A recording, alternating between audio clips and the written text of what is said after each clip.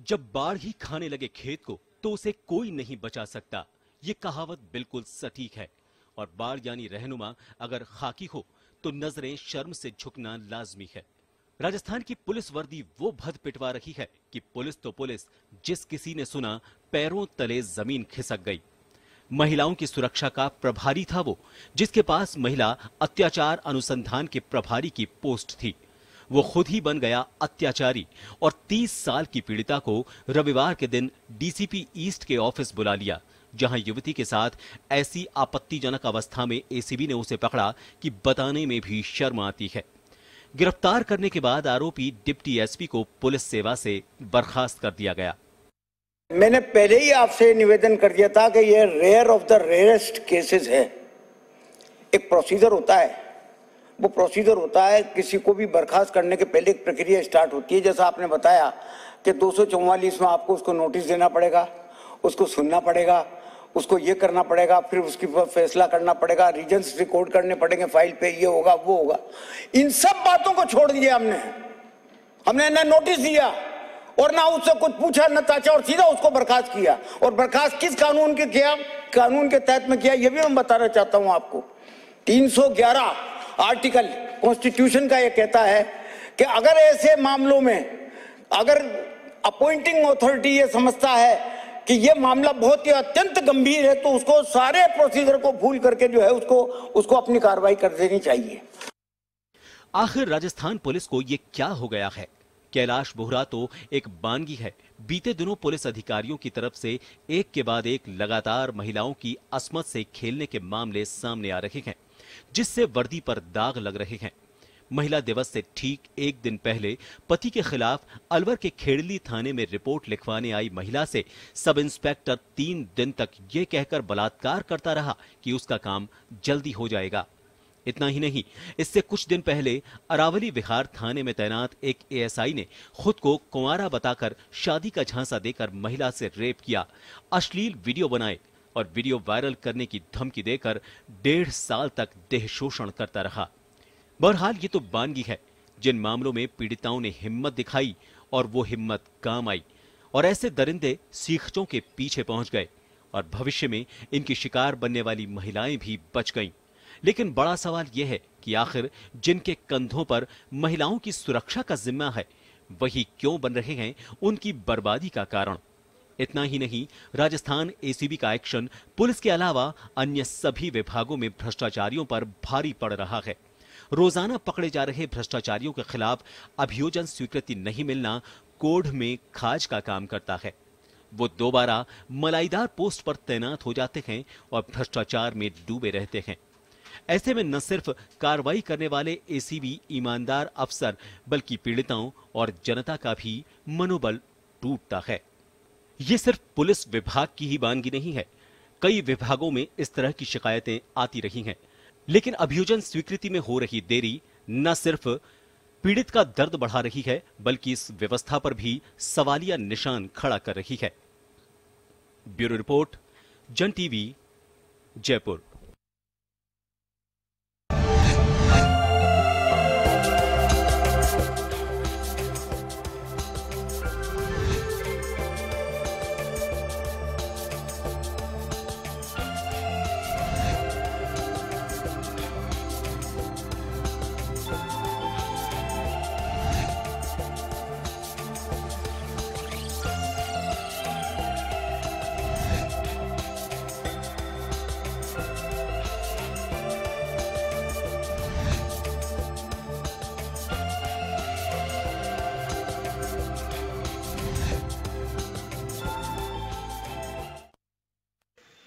नमस्कार जंटी में स्वागत है आपका। मैं हूं योगेंद्र, आप देख रहे हैं खास खबर।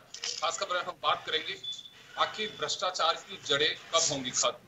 सवाल ये उठता है कि भ्रष्टाचार की भी उन लिमिट को आप देखिए कि जिस व्यक्ति की जिम्मेदारी जिस काम के लिए, और या कह सकते हैं कि अगर बाढ़ ही खेत को खाए तो फिर क्या फसल पैदा होगी। उस व्यक्ति की दूसरी महिला अत्याचार निवेदन के लिए लगाई हुई हो और वो ही महिलाओं की असमत को उस नज़र से देखता हो तो आप अंदाजा लगा सकते हैं। लेकिन बड़ा सवाल ये है कि क्या पहली बार ऐसा हो रहा है या फिर ऐसा कारण क्या है कि भ्रष्टाचार की कमर तोड़ने के लिए पहले काम करने की लगाम कोई तो ऐसी वजह है, कोई तो ऐसी वजह है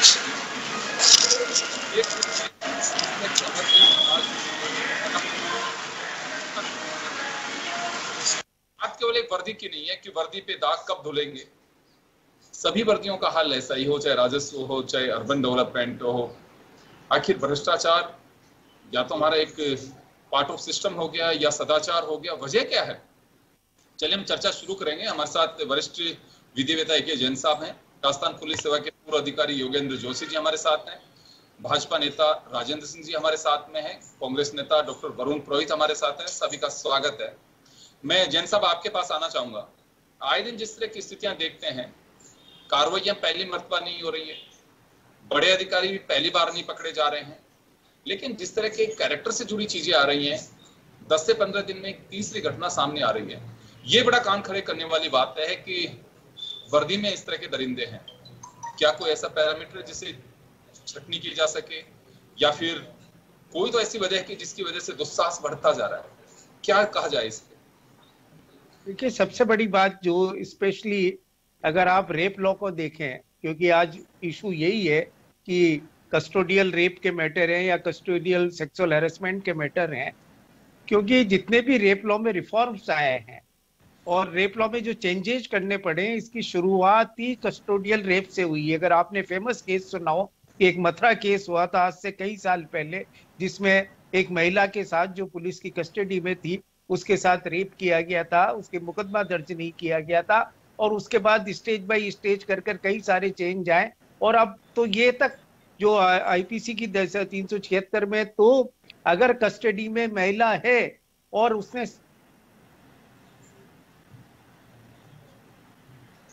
जी चलिए, देखिए जैन साहब से वापस मैं जुड़ना चाहूंगा। कोई टेक्निकल प्रॉब्लम से वो हमारे साथ अभी डिस्कनेक्ट दिख रहे हैं। योगेंद्र जोशी साहब आपके पास आना चाहूंगा मैं। जोशी साहब सुन पा रहे हैं आप मुझे? चलिए एके जैन साहब जुड़ गए हमारे। जी एके जैन साहब जुड़ गए। परंतु इस स्थिति में सारी स्थिति ये हुई है कि अब इमरजेंसी के समय धारा 311 कॉन्स्टिट्यूशन की है, उसमें अमेंडमेंट किया गया, और अमेंडमेंट करके ये किया गया कि उससे पहले तो था कि बिना इंक्वायरी के, बिना जांच के, बिना नोटिस दिए, बिना चार्जशीट दिए किसी को सरकारी नौकरी से अलग नहीं किया जा सकता। 1977 में अमेंडमेंट करके ये करके गया कि यदि जो अपॉइंटिंग अथॉरिटी वो संतुष्ट है कि कुछ ऐसी बातें रिकॉर्ड पर हैं जिसके लिए इंक्वायरी करना संभव नहीं है और रीजंस हैं, तो बिना इंक्वायरी, बिना चार्जशीट, बिना शोकाज दिए भी डिसमिसल किया जा सकता है। और तुलसीराम के मामले में सर्वोच्च न्यायालय ने इस संशोधन को सही ठहराया, और बाद में जब जनता दल गवर्नमेंट आई जिसने आर्टिकल जो अब 42nd अमेंडमेंट के सारे प्रावधान बदले पर इस प्रावधान को नहीं बदला। और होता क्या है कि आज तक चाहे ट्रेप का मामला हो, चाहे रेप का मामला हो, कुछ भी हो, बरसों तक लटके रहते हैं, इमीडिएटली कोई कार्रवाई होती नहीं है, और जो बेईमान और दागी अफसर हैं वो अपना न केवल प्रभाव का उपयोग करते हैं पर वापस लूट के आते हैं, लौट कर भी आ जाते हैं, अच्छे अच्छे पदों पर बैठ जाते हैं। देखते देखते 3 वाक़ये पिछले दिनों में जयपुर में, राजस्थान में आए हैं, 2 अलवर में और 1 जयपुर में। और जयपुर का मामला तो इतना विभत्स, जिसे मैं कहूंगा इतना मामला है कि एक महिला उत्पीड़न सेल का अधिकारी खुद इस बेकदर उत्पीड़न कर रहा है अपनी शक्तियों का दुरुपयोग करके। और ये तो थैंक्स टू एसीबी कि उन्होंने इतनी बड़ी कार्रवाई की, इतने। और मजे की बात है कि वो अफसर है जिस पर पुराने कई इंक्वायरी चल रही हैं, सीबीआई की इंक्वायरी का ऑर्डर हाई कोर्ट ने कर रखे हैं, और उसके बाद भी ये लौट पिटकर अपने प्रभाव से, राजनीतिक प्रभाव से, धन बल से फिर वापस जयपुर के अंदर अच्छे अच्छे पदों पर लग जाता है। तो आज असेंबली में बहुत शोर मचा और कहा हम बर्खास्त करने जा रहे हैं। और उन राजनेताओं से कोई ये पूछे कि जो इतना दागदार व्यक्ति रहा है, जो इतना दागदार, वो बार बार लौट कर जयपुर में अच्छे पदों पर क्यों आ जाता है? इसकी जिम्मेदारी किसकी होगी? ये चाहे, मैं ये नहीं कह रहा हर राज्य में लौट का है, और इस तरह के जितने भी दागदार अफसर हैं वो शेखावत साहब ज्यादा अच्छी तरीके से बता सकते हैं, जोशी जी ज्यादा अच्छी तरीके से बता सकते हैं पुलिस के अंदर की बात, कि जो मलाईदार सो कॉल्ड पोस्टिंग कही जाती है वो रिजर्व में बेईमान और दागी अफसरों के लिए। और जब जितने दिन अखबार में ये मामला रहेगा तब तक चर्चा रहेगी। एक बार अखबारों से और न्यूज से, मीडिया से अलग हुआ, उसके बाद किसी को पता भी नहीं लगेगा कि पीड़िता के साथ क्या हुआ और वो दागदार अफसर कहां पर आ रहा है। आपको पता होना चाहिए कि एक राजस्थान कैडर का जो अधिकारी थे आईपीएस, वो आज तक पकड़ में नहीं आए, आज तक पकड़ में नहीं आए। यूपी के अंदर केस हुआ था उनके बाद, और उसके बीच में वो अपना घर भी बना लिया, सब कुछ काम कर लिया। तो अगर यही परिस्थितियां है तो ये कुछ दिनों की हलचल है, बाकी कुछ नहीं। मधुकर टंडन उनका नाम है, सब जानते हैं। हाँ बिल्कुल बिल्कुल, दौसा के एक चर्चित मामले से जुड़े हुए रहे हैं वो। योगेंद्र जोशी साहब, आपके पास आना चाहूंगा मैं। ये इस तरह का मामला है कि रिश्वत के केसेस की बहुत सारी बातें आती हैं। हालांकि रिश्वत में असमत एक बार पहले भी इस तरह का मामला आ चुका है, कई मामले पहले भी आ चुके हैं, लेकिन बड़ा सवाल यह है कि बात हम रिश्वत की कर रहे हैं, किस पे लगाम लगनी चाहिए। लेकिन ये तो 2 कदम आगे बढ़ रहे हैं, दुस्साहस की बात की जा रही है। और जैसे जैन साहब ने अभी कहा कि प्रभाव से पोस्टिंग वापस, बहाली वापस, अभियोजन स्वीकृति में पूरा अड़ंगा, कुछ नहीं बिगड़ पाता है। तो ये डर रहा क्या वास्तव में जिस सदन की ओर देख करके हम उम्मीद करते हैं वहां हल्ला तो मस्त है, लेकिन जैन साहब का वाजिब सवाल है, लेकिन ये कोई कह पाता है कि हमारे वक्त भी ऐसे प्रश्नों को हम पोस्टिंग देते हैं और तुम्हारे वक्त भी देते हैं? इस पर चर्चा क्यों नहीं होती है? खैर, लेकिन फिर भी क्या चर्चा होती है कि इस तरह के जब करप्ट लोग लगते हैं और ऐसी जगह पे जाके बैठ जाते हैं कि जहां की उम्मीद नहीं की जानी चाहिए कि एटलीस्ट वहां से तुम्हें दूर रखा जाए। अनम्यूट करिए जोशी साहब, आपका म्यूट हो रखा है, सिस्टम म्यूट है, आप एक बार अनम्यूट करिए।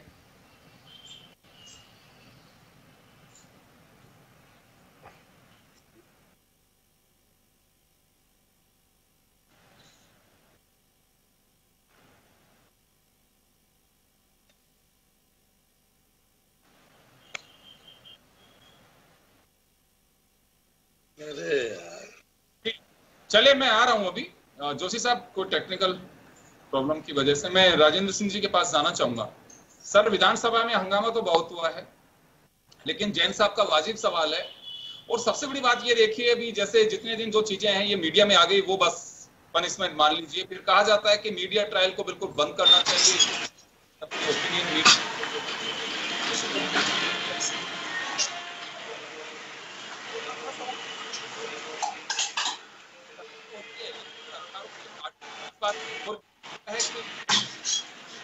ट्रांसपेरेंसी की बात करती है, जीरो टॉलरेंस की बात करती है, लेकिन दागी अधिकारी हर सरकार के अंदर, हर सरकार में जहां उनके नहीं, योगेंद्र जी आप बात बिल्कुल सही कर रहे हैं। थोड़ा आवाज का डिस्टर्बेंस बहुत है, पर फिर भी जो भी मैं आपकी बात को समझ पाया हूं, मैं यही है कि दरअसल में इसके बारे में कोई बीजेपी कांग्रेस का सवाल नहीं है, ये प्रशासन का काम है, जनता का मामला है, जनता से जुड़ाव का मामला है। पुलिस एक जनता के लिए जरूरत है, पुलिस की अपनी जिम्मेदारियां हैं, परंतु उसके बीच में जो इस तरह की घटनाएं होती है वो पूरे देश की जनता की आत्मा को झकझोर के रख देती है। और जो घटना कमिश्नरेट में हुई है, ईस्ट के कार्यालय में कैलाश बोहरा ने जो घटना की है, उसने पूरी खाकी वर्दी को शर्मसार किया, उसके ऊपर कालिक पोत दी है। ये कलंक का टीका है, ये लगा है पूरी पुलिस के ऊपर। 70-80 हजार लोग हैं, वो रात दिन मेहनत करते हैं और अपना गश्त भी करते हैं, रात को भी गश्त करते हैं, छुट्टी भी नहीं मिलती, और बड़ी कठिन चुनौतियों का सामना करते हुए पुलिस की छवि बनाने की कोशिश करते हैं। परंतु उसके बीच में इस तरह के जो लोग हैं, वो जिस तरह की घटनाएं करते हैं, उनसे ऐसा लगता है कि हम कहीं ना कहीं, हम सब लोगों को ये विचार करने की आवश्यकता है कि हम इसमें जो चयन की प्रक्रिया से ही इसको देखें कि चयन से, प्रशिक्षण से लेकर और इनकी जो पोस्टिंग की जाती है, वो 3 प्रोसेस इस तरह ट्रांसपेरेंट और साफ सुथरे होने चाहिए कि इस तरह के समाज कंटक इस तरह के अच्छी पोस्टिंगों पे जाके कम से कम नहीं बैठ सके। अब आप ये देखिए कि जैसे इन दिनों में जो भ्रष्टाचार की एंटी करप्शन ने जो केसेस पकड़े हैं, और उसमें लगातार आप देखिए बड़े अधिकारी ज्यादा आ रहे हैं, आरपीएस अधिकारी हैं, आईपीएस अधिकारी हैं, आईएएस अधिकारी हैं। एंटी करप्शन बहुत अच्छी कार्रवाई कर रहा है, परंतु सरकार के स्तर पर जो 2-3 काम मुख्य रूप से होने चाहिए थे, उनमें भी मैं समझता हूं कहीं ना कहीं सरकार को ध्यान देने की बहुत ज्यादा आवश्यकता है। पहला तो है कि फील्ड पोस्टिंग, जिन लोगों के खिलाफ कोई भी मामला अगर कहीं पे भी विचाराधीन चल रहा है, भ्रष्टाचार का मामला है या कोई आपराधिक मामला है, कम से कम उनको फील्ड पोस्टिंग नहीं मिलनी चाहिए। दूसरा, डिजायर से जो पोस्टिंग्स हो रही हैं, ये हो सकता है बीजेपी के राज में भी हुई, परंतु मैं तो आगे के लिए बता रहा हूं कि डिजायर से पोस्टिंग बंद होनी चाहिए। पुलिस डिपार्टमेंट के जो अधिकारी हैं उनको ये पता है कि कौन अधिकारी किस तरह से काम करता है, उसका क्या तरीका है। एक एमएलए अगर किसी व्यक्ति को अपने क्षेत्र में ले जाता है तो वो जिस तरह के काम उससे करवाता है, तो वो अधिकारी ये समझता है कि मेरा कोई बिगाड़ने वाला नहीं है, मेरा कुछ बिगड़ नहीं सकता इस सिस्टम में, एमएलए साहब मेरे साथ हैं, गृह मंत्री जी मेरे जब चाहूंगा, जब मेरा कोई ट्रांसफर होगा तो कैंसिल करा लूंगा। और वो एक जो उसकी जो फीलिंग्स है उससे वो हर तरह का क्राइम करने के लिए स्वतंत्र हो जाता है। तीसरी बात आती है कि एंटी करप्शन ब्यूरो पकड़ता है और पकड़ने के बाद आप ये देखिए कि उसमें प्रोसिक्यूशन सैंक्शन है वो रुक जाती है। मैं समझता हूँ गवर्नमेंट को इस पे ध्यान देना चाहिए। प्रोसिक्यूशन सैंक्शन के आज भी 214 केसेज है वो सबॉर्डिनेट्स के हैं और 37 केसेज है वो सीनियर अफसरों के आज भी सरकार के पास पेंडिंग पड़े हैं। तो मैं समझता हूँ कि इनको तत्काल प्रभाव से, जैसे आज ये इन्होंने बहुत ही मैं समझता हूँ अच्छा निर्णय लिया है, ठोस निर्णय लिया है सरकार ने कि उसको बर्खास्त कर दिया। धारा अनुच्छेद 311 के जो अधिकार थे उनका प्रयोग करते हुए, हाँ स्पेशल एक परिस्थितियों के तहत, तो एक इसको मैं नजीर मानता हूँ, इसको एक अनुकरणीय केस मानता हूँ। उसी तरह से सरकार को ये जो 37 केसेज है और 214 केसेज है इनके प्रोसिक्यूशन सैंक्शन तुरंत देनी चाहिए ताकि जो दूसरे लोग हैं उनमें डर पैदा हो। आप ये देखो डर तो बिल्कुल निकल गया, रोज आज भी 3-4 जने ट्रैप हुए, कोई नगर पालिका का है, कोई सरपंच है, कोई सरकारी कर्मचारी है, कोई एएसआई है, कोई थानेदार है। मतलब हद हो गई। अब सरकार भी कितनों को पकड़ेगी। थोड़े दिनों में एसीबी भी केस बढ़ाते बढ़ाते मैं समझता हूँ वो भी सोचेगी कि अब हम क्या करेंगे। तो क्योंकि 8-10 लाख तो सरकारी कर्मचारी है और एसीबी में कितने से लोग हैं, 200-250 आदमी है। इन 8 लाख लोगों में मैं समझता हूँ अभी जो हालात चल रहे हैं तो रोज के 10-5 केस बन रहे हैं। तो उस स्थिति में डर पैदा करना जरूरी है। और डर कब पैदा होगा? अभी डर बिल्कुल निकला हुआ है सरकारी कर्मचारियों का, खुलेआम रिश्वत मांग रहे हैं। और इसका कारण ये है कि उन सबको ये पता है कि अब ये जो हमारा सिस्टम है, ये हमारा क्रिमिनल जस्टिस सिस्टम है, इसमें हमको कोई सजा नहीं मिल सकती। हम कहीं ना कहीं इसमें इतने सुराख हैं, उनमें से हम निकलेंगे और हम वापस से पोस्टिंग पे आ जाएंगे। बिल्कुल शेखावत साहब, जरूरत इसी बात की है, बिल्कुल जरूरत इसी बात की है कि बिल्कुल बिल्कुल बिल्कुल ये ट्रांसपेरेंसी जब तक नहीं बरती जाएगी कि अगर कोई दागी है उसे फील्ड पोस्टिंग ना दी जाए, जब तक उसका रिजल्ट नहीं आ जाए कोर्ट से कि डिसीजन क्या होता है।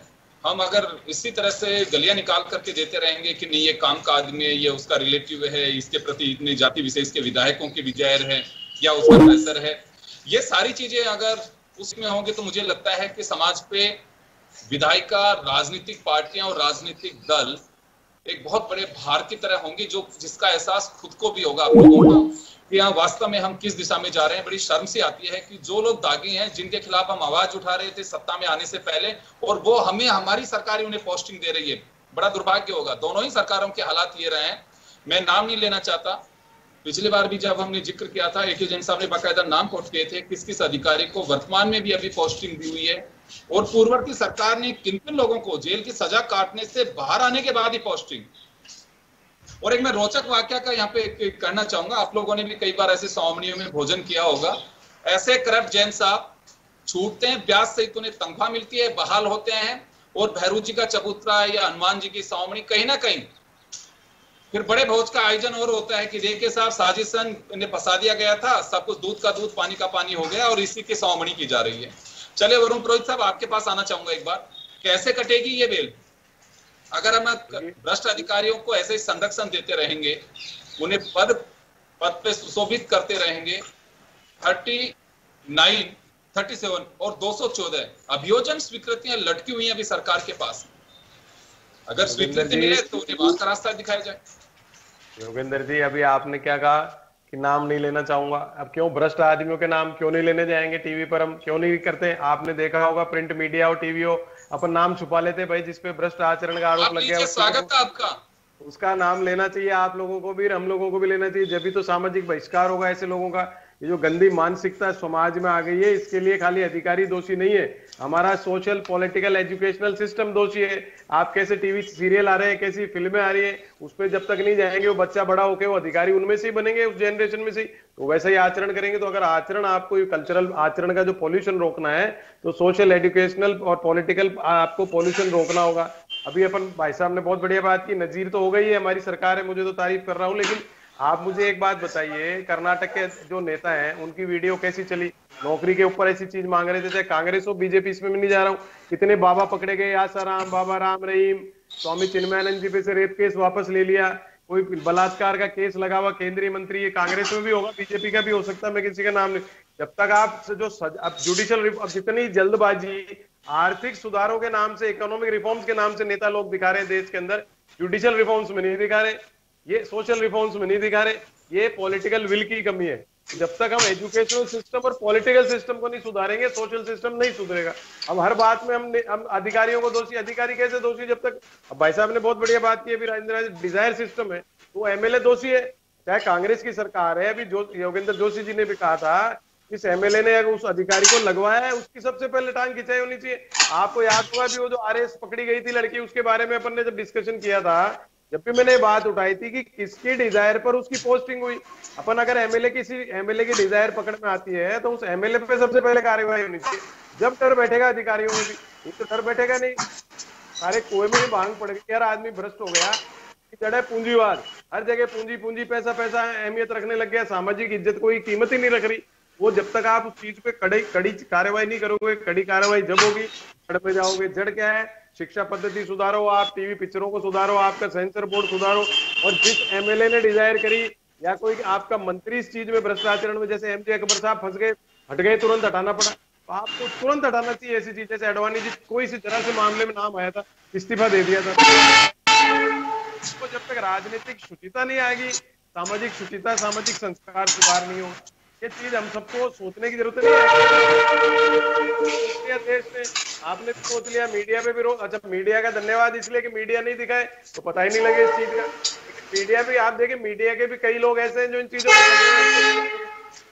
को वो चीजें जब तक है तो असली चीज जड़ आ जाती है एजुकेशन पर और नेताओं पर।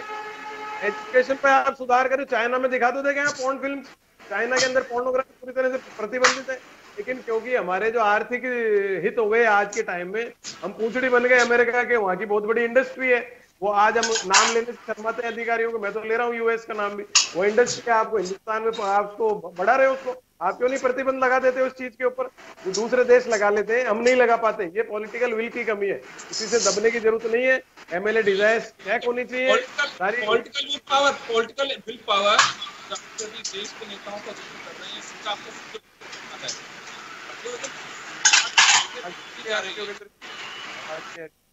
वरुण जी, आपका जो निशाना है वो केंद्र सरकार पे है कि आर्थिक जो रिफॉर्म्स हैं उन्हीं पे फोकस किया जा रहा है, यहाँ पे सोशल रिफॉर्म्स नहीं, मेरी सरकार पे भी है। मैं तो मनमोहन सिंह जी की आर्थिक नीतियों का हमेशा क्रिटिसाइज किया है। कांग्रेस की सरकार जो मनमोहन सिंह जी के रूप में थी, मैं उसको ओरिजिनल कांग्रेस की सरकार नहीं मानता हूं। वो जो पूंजीवाद, इकोनॉमिक लिबरलाइजेशन के नाम से पूंजीवादी व्यवस्था देश में लाई, वो P3 कंप्यूटर थे, मोदी जी i7 कंप्यूटर है, ये फास्ट कर रहे हैं। मैं बात सभी पार्टियों कर रहे हैं, इनको चिंता ही नहीं है देश की, ये तो देश को पूंजीवाद की जड़ों में बिल्कुल ऐसा रंगते जा रहे हैं। जब पूंजीवाद आ जाएगा तो समाज का क्वेश्चन ही कहां से होगा, सोशल सेटअप ही कहां से होगा, सोशल फ्रेमवर्क तो आपका टूट गया। पूंजी की इंपॉर्टेंस बिल्कुल उसी के आपके इफेक्ट्स हैं, ये इम्पैक्ट इकोनॉमिक रिफॉर्म से पूंजीवादी व्यवस्था है, उसके इम्पैक्ट है, लोगों को पैसा, आप देख लीजिए भाई साहब भी पुलिस में थे, बाबा रहे जयराम दास था रामगंज बाजार में, पूछो आप कैसी स्थिति से जवाब दिलवा रहा हूँ। अभी सिंह साहब आपके पास आना चाहूंगा। इस समय देश की जिम्मेदारी भाजपा के पास में है, और यहाँ सवाल ये है कि इकोनॉमिक रिफॉर्म्स तो सरकार बहुत फास्ट तरीके से कर रही है, लेकिन सोशल और जुडिशियल रिफॉर्म्स पे बिल्कुल फोकस नहीं है। इसकी बड़ी वजह है कि इस तरह के घटनाएं जो सामने आ रही हैं, हर व्यक्ति बिल्कुल एक पैसे की चकाचौंध में, वो किसी भी हद तक जा सकता है। हेलो जी सिंह साहब, आपने सुना मुझे? अभी डॉक्टर वरुण पुरोहित का वरुण पुरोहित जी का आरोप है कि देश में इकोनॉमिक रिफॉर्म्स पे तो फोकस किया जा रहा है, लेकिन सोशल और जुडिशियल रिफॉर्म्स पे कोई ध्यान नहीं है सरकार का। इसी की वजह से ऐसी घटनाएं हो रही हैं। नहीं, ये बात गलत है। सरकार है वो सभी क्षेत्रों में लगातार अपना ध्यान दे रही है, अपना उसका अपने फोकस कर रही है, उनका खुद का अपना विजन है। आप ये देखिए जुडिशियल सिस्टम है उसमें भी काफी चेंजेस किए हैं। आप ये जो अभी धारा 376 है उसके अंदर भी आपके इसी समय में पूरे जो भी चेंजेस किए हैं सेक्शंस के अंदर वो अभी किए हैं। और भी कई बातें जो सामने आती रहती है उसी के हिसाब से उनके अंदर समय समय पर जुडिशियल सिस्टम के जो भी लेकुनाज है उनको दूर करने की कार्रवाई की जाती रही है। ऐसा नहीं है कि ये सरकार केवल आर्थिक सुधारों पर ही काम कर रही है, सभी क्षेत्र में काम कर रही है। और आप ये देखिए कि पिछले दिनों में ये जो 5-7 साल का पीरियड रहा है, हालांकि वरुण जी तो ये कह रहे हैं कि साहब कांग्रेस की सरकार में जो आर्थिक सुधार हुए थे उनके ये दुष्प्रभाव है, तो ये कह सकते हैं कि हम जो पैसे की प्रति ललक जो बढ़ी है आर्थिक सुधारों से, वो एक कारण, बहुत बड़ा कारण हो सकता है कि जिस हिसाब से भ्रष्टाचार बढ़ रहा है पूरे देश के अंदर, सब लोगों का पैसे के प्रति जो मोह बढ़ रहा है और वो ये सोचता है कि मेरे पास मेरा एक सवाल हो रहा है सिंह साहब, मेरा एक सवाल है, इसमें कोई बिल्कुल संदेह नहीं है कि जिस तरह की चकाचौंध की लाइफ हर कोई जीना चाह रहा है, बिल्कुल एकदम लग्जरियस लाइफ, उसकी एक बड़ी वजह है कि आपकी जो पैसा आपको मिलता है उसमें कोई गुजारा नहीं करना चाहता है। आप ये देखिए, सत्य है, लोगों को बुरा लग रहा होगा कि लोग मैरिज करते हैं बच्चे की, तो बहुत सारी जगह सुनने में आता है साहब सरकारी नौकर होना चाहिए। वो कोई बात नहीं है, सरकारी नौकर ही क्यों होना चाहिए कि नहीं साहब, वो ठीक है, फिर दाएं बाएं भी सब हो जाते हैं। ये तो मतलब जो रिश्ता जुड़ा नहीं उससे पहले की सोच होती है, तो आप अंदाजा लगा सकते हैं कि हम किस दिशा में जा रहे हैं। नहीं, किसका एक योगेंद्र जी मैं लेकिन मेरा सवाल ये है सर, मेरा सवाल ये है अभी आपसे भी और वरुण पुरोहित जी से भी कि जो भ्रष्टाचार के बिल्कुल रंगे हाथ जो लोग पकड़े जाते हैं, उन जो कलर निकल करके भ्रष्टाचार की उन बूंदों का उनके हाथों में जमता है, राजनीतिक दल अपने माथे क्यों लेते हैं? ऐसे भ्रष्ट लोगों को आप फील्ड पोस्टिंग, बढ़िया पोस्टिंग, अभियोजन स्वीकृति में देरी, ये डर कब सुधरेगा? चलिए भ्रष्ट तो सुधरेंगे जब सुधरेंगे, लेकिन सरकारें तो सुधरें। ऐसा योगेंद्र जी, मैं आपको बता रहा हूँ, हमारा जो राजनीतिक, सबसे पहले तो राजनीतिक सिस्टम है ना, वही गड़बड़ी हुई। अभी आप देखना, आपको एक उदाहरण देता हूँ, बाबूलाल जी नागर थे, वो मंत्री थे, और मंत्री थे जब उनके केस हुआ, सबको पता है किस तरह का केस हुआ था, और उसके बाद वो जेल भी चले गए, और जेल से छूटे जब आप ये देखो कितनी जनता उनको लेने के लिए गई, कितने उनको मालाएं पहनाई, और उसके बाद वो फिर चुनाव में खड़े हुए और फिर जीत गए। अब हमारा जो समाज है उसको भी सोच बदलने की जरूरत है, हम लोगों को भी सोच बदलने की जरूरत है। अब क्या है, पहले कोई भी बेईमान होता था उसका पता होता था कि पूरे समाज के अंदर के ये बेईमान अफसर है, और उसके लोग घर जाना भी पसंद नहीं करते थे, उससे बात करना भी पसंद नहीं करते थे। अब आजकल ये हो गया कि मतलब ये ईमानदार आदमी बच्चा है। मैं सिंह साहब लेकिन ये जानना चाहता हूँ, सरकार तो अपने स्तर पे पैरवी करें, ऐसे भ्रष्ट लोगों को पोस्टिंग क्यों देती है? अभियोजन स्वीकृति में देरी क्यों? ये तो मैंने आपको शुरू में ही बताया, तीनों बातें बताई कि भाई दागी अफसरों को फील्ड पोस्टिंग नहीं मिलनी चाहिए, प्रोसिक्यूशन सैंक्शन देनी चाहिए। मैं तो इससे आगे एक बढ़कर एक बात और कहना चाहता हूँ कि यदि किसी अधिकारी को रंगे हाथ रिश्वत लेते पकड़ा जाता है तो उसके ऊपर का वरिष्ठ अधिकारी उसके खिलाफ निश्चित रूप से सस्पेंशन की कार्रवाई होनी चाहिए। क्या उसकी सुपरवाइजरी नेग्लिजेंस सुपरवाइजरी नेग्लिजेंस की भी तो रही है उसकी। बिल्कुल मैं माफी चाहूंगा, आपको रोकना चाहूंगा मैं AK जैन साहब के पास में जाना चाहूंगा। सर, मुद्दा बहुत बड़ा है ये, और केवल एक या हमारी यहाँ की बहस से, लेकिन हम चर्चा करना चाहते हैं, जनता के बीच एक मैसेज जाना चाहिए। हम कोशिश कर सकते हैं कि क्या हालातों से अवगत करा सकें। हाउस में चर्चाएं होती हैं, लेकिन क्या वास्तव में सरकारें भी उस भ्रष्ट व्यक्ति तक की जितने जिम्मेदारी होती है वो क्या वास्तव में उससे बच सकती हैं? कि आप अभियोजन स्वीकृति मत दो, जो भ्रष्ट है अपने हिसाब से उसे पोस्टिंग दे दो। अगर पोस्टिंग आप किसी करप्ट व्यक्ति को जो जेल जाना चाहिए, या जेल अभी जिनका ये कह सकते हैं अभी तो अदालत में सब जुडिस है मामला, फैसला भी आना बाकी, उन्हें आप फील्ड पोस्टिंग दे रहे हैं, तो इसमें जिम्मेदारी किसकी है? जनता की? देखिए, मेरा तो मानना है कि हमारी न्यायपालिका, कार्यपालिका और विधायिका, जो तीनों अंग हैं, वो तीनों अंग इस भ्रष्टाचार को बचाने के लिए, भ्रष्टाचार को बढ़ाने के लिए जिम्मेदार हैं। सबसे पहले विधायिका की बात करें, आपने प्रोसिक्यूशन सैंक्शन का प्रावधान क्यों डाल रखा है? और उसके बाद अभी केंद्र सरकार ने साल भर पहले अमेंडमेंट करके ये और कर दिया एसीडी के केसेस में कि सिर्फ ट्रैप केसेस के अलावा बिना अपॉइंटिंग ऑफिसर की परमिशन के कोई मुकदमा दर्ज नहीं किया जाएगा। दूसरा, कार्यपालिका पर आते हैं। कार्यपालिका पर आप बार बार जो 6 महीने आप उसको सस्पेंड करते हैं, अगर अफसर है तो 6 महीने बाद उसे वापस अच्छी पोस्ट पर लगा देते हैं और उसके बाद वो सारा समय भी निकाल देता है और 6 महीने का अपने प्रमोशंस लेता है, सारे काम करता है। सारे अधिकारियों जितने भी आईएएस, आईपीएस, आरएस, आरपीएस आपके अरेस्ट हुए हैं, जो जेल में रहे हैं। तीसरी बात आती है न्यायपालिका की।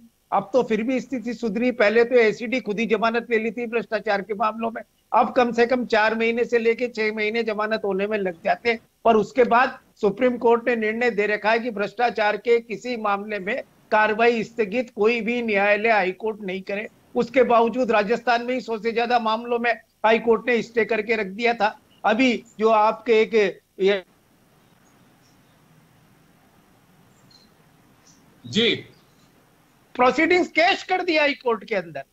तो ये जो भ्रष्टाचार की जड़ें हैं वो न्यायपालिका के अंदर भी फैली हुई है, जिसका जहां दाव लग जाता है कार्यपालिका में, न्यायपालिका में या विधायिका में, वहीं से वो भ्रष्ट आदमी निकल। और समाज की बात, समाज तो यदि भ्रष्ट आदमी है तो उसको सिर आंखों पे बिठाता है, समझता है कि इसके पास साधन है, पैसे हैं, लोग चुनाव लड़ने की तैयारी करते हैं। इस कैलाश बोरा ने भी अभी थोड़े दिन पहले से टिकट मांगा था पिछले इलेक्शन में कि मैं बसपा से चुनाव लड़ लूं। और ये स्थितियां अगर रहेंगी तो आप क्या कर सकते हो? आप और हम डिबेट कर लेंगे और ये भ्रष्टाचार का दानव फैलता जाएगा और राजस्थान की एसीडी के कुछ लोग बेचारे मेहनत करके कुछ लोगों को पकड़ लेंगे, फिर स्थिति वहीं की वहीं आ जाएगी। जी जोशी साहब, आपके पास आना चाहूंगा।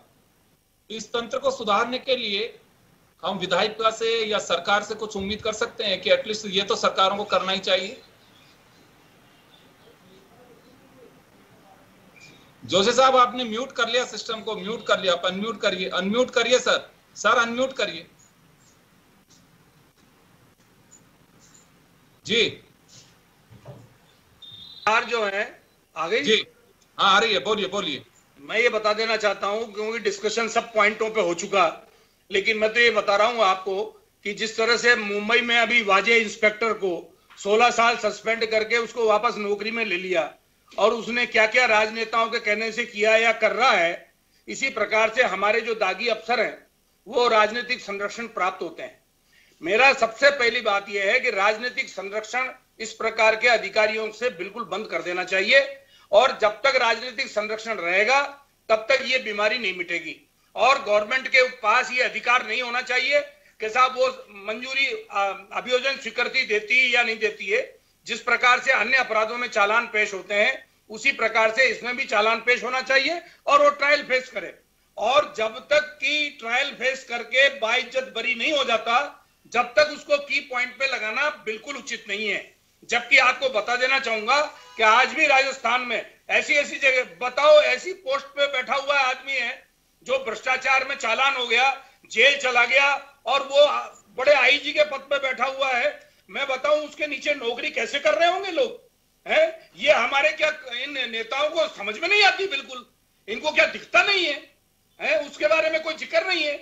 प्रमोशन दे देते हैं, आप देखिए डीआईजी होंगे तो आईजी बना देंगे और ट्रेनिंग के अंदर उसमें जा लगाएंगे ट्रेनिंग देने के लिए। अरे भाई, स्थितियों में सुधार राजनीतिक लोग ही कर सकते हैं। ट्रेनिंग सेंटरों की हालत यह है कि वहां पर सुधार के बारे में कोई बात नहीं करता।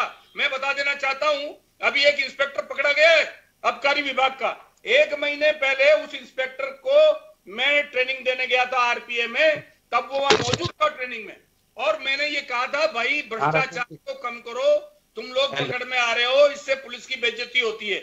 लेकिन उसने शायद इस कान से सुना इस कान निकाल दिया और वो फिर पकड़ में आ गया कल। मैं ये कहना चाहता हूं कि जब तक राजनीतिक इच्छा शक्ति मजबूत नहीं होगी, जब तक इस पे लगाम नहीं होगी, न कार्यपालिका न विधायिका सब कानून बना सकते हैं, कानून लागू करवा सकते हैं, लेकिन इसके अंदर राजनीतिक इच्छा शक्ति बहुत जरूरी है। और जितने भी भ्रष्ट अधिकारी हैं, भ्रष्ट कर्मचारी हैं, इनको नौकरी पे नहीं लेना चाहिए, इनको तत्काल बर्खास्त कर देना चाहिए। बर्खास्त का प्रोसीजर भी चेंज करना चाहिए, जिसके अंदर बहुत सारी परेशानियां हैं। वरुण जी, आपसे सवाल है मेरा। अभियोजन स्वीकृति की बात है, एक है फील्ड पोस्टिंग, यानी कि मलाईदार पोस्टिंग अगर दे दी जाती है किसी को, तो ये मैसेज हम भ्रष्टाचार को कम करने के लिए दे रहे हैं या फिर उन लोगों का दुस्साहस को और बढ़ा रहे हैं कि हाँ बिल्कुल कुछ दिन जेल काटिए, वहां भी सब कुछ मैनेज है। जब मोबाइल आराम से चैटिंग हो रही है बदमाशों में, तो अधिकारियों में भी हो सकती है। तो ये मैसेज क्या देना चाहते हैं हम समाज को कि भ्रष्ट व्यक्ति को बिल्कुल निकलने के बाद ताजपोशी करेंगे उसकी? योगेंद्र जी, देना कौन चाहता है? मैंने वही तो डिबेट में बात की, किसने लगाया मलाईदार पोस्ट पे? सरकारें दे रही हैं। अरे विधायक और सांसद के बगैर पोस्टिंग हो सकती है क्या? जिसने पोस्टिंग कराई उस विधायक और सांसद को आप नाम उजागर कर दोगे, उस पे उसके ऊपर खिलाफ कार्रवाई करेंगी पार्टियां। अभी जैसे जोशी जी ने भी कहा, सब कह रहे पॉलिटिकल विल नहीं होगी। आप जिस एमएलए ने लगवाया उसको मलाईदार पोस्ट पे, तो वो उस पे कार्रवाई हो जाएगी। अभी बाबूलाल नागर जी का इन्होंने बात करी तो उस तुरंत कांग्रेस से निकाल दिया, टिकट काट दिया। अब बरी होके आ गया, वापस जीत गया, जनता ने जिता दिया। वो जनता की गलती है, सही है, जनता ने क्या असेसमेंट किया। अभी कर्नाटक में बीजेपी के वो वीडियो चल रहे हैं विधायकों के, आज दिन तक कोई एक्शन नहीं हो उस पर। ऐसे जब तक राजनीतिक इच्छा शक्तियां नहीं होंगी, जब तक ये काम हो ही नहीं सकता। बलात्कार के मामले में निहाल चंद केंद्रीय मंत्री बना रहा, लेकिन आपने नहीं हटाया। अब सबसे बड़ी बात, मैं सब डिबेटर्स को, आपको सबको हाथ जोड़ के धन्यवाद देता हूं। कम से कम नाम लेने की प्रक्रिया आपने डिबेट में आरंभ कर दी। नाम ले लेके जब तक हम नहीं बात करेंगे, किसी पार्टी का हो, कोई अधिकारी हो, जब तक इनको शर्म नहीं आएगी और इनकी जब तक सामाजिक बहिष्कार नहीं होगा, इनके किसी के असर नहीं होगा। वरुण जी, नाम तो मैं ले रहा हूँ, आप देखिए मैंने दोनों के नाम ले दिए। मैंने आपका सबका, आपका, राजेंद्र भाई साहब का, जैन साहब का, योगेंद्र जी का, सबका धन्यवाद दिया हाथ जोड़ के, इसलिए कि कम से कम नाम लेना तो शुरू करो इन दुष्ट लोगों का। जब तक नाम नहीं लोगे तो इनका समय का अभाव है। वरुण जी, समय का अभाव मैं रोकना चाहूंगा। तो कुल मिलाकर के बात यही है कि भ्रष्टाचार की इस बेल को तोड़ना बहुत जरूरी है।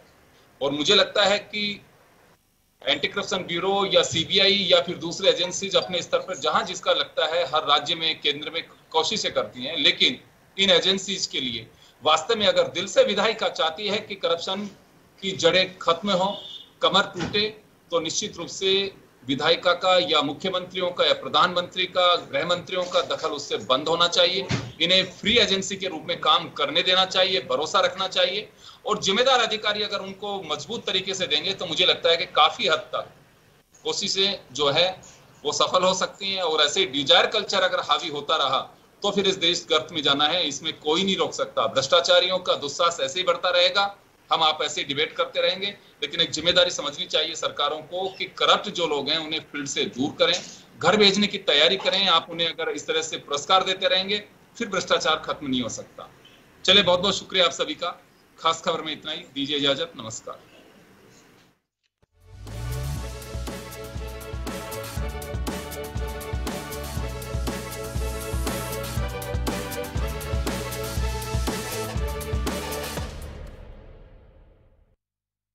जन टीवी की लेटेस्ट अपडेट पाने के लिए हमारे चैनल को जरूर सब्सक्राइब करें और नोटिफिकेशन पाने के लिए बेल आइकॉन दबाएं।